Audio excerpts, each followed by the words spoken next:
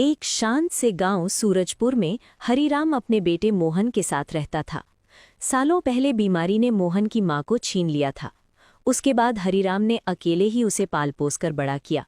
हरिराम चाहता था कि उसका बेटा उसका सहारा बने, लेकिन मोहन बहुत आलसी था। उसे बस सोना और आराम करना पसंद था। एक दिन हरिराम बोला, अरे मोहन बेटा, दोपहर हो गई है, अभी तक सो रहे हो? मैंने सुबह कहा था बर्तन साफ कर देना।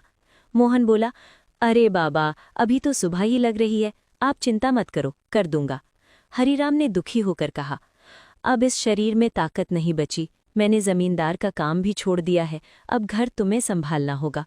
मोहन गुस्से में घर से निकल गया और जंगल के एक पेड़ के नीचे जाकर सो गया। तभी वहां एक संत बाबा आए और बोले, उठो बेटा, इतने जवान होकर भी आलस करते हो, जीवन का कोई लक्ष्य नहीं। मोहन ने बात अनसुनी कर दी। कुछ ही दिनों में हरिराम की तबीयत बहुत खराब हो गई। घर में न पैसा था न अनाज। डॉक्टर ने कहा, अगर जल्दी ऑपरेशन नहीं हुआ तो जान बचाना मुश्किल है, 50,000 रुपए लगेंगे। मोहन टूट गया। उसने सबसे मदद मांगी, लेकिन किसी ने मदद नहीं की। रोते हुए वो फिर उसी पेड़ के पास गया। तभी वही बाबा आए और बोले, अब समझ आए अपनी गलती? उन्होंने मोहन को एक चमत्कारी राख दी।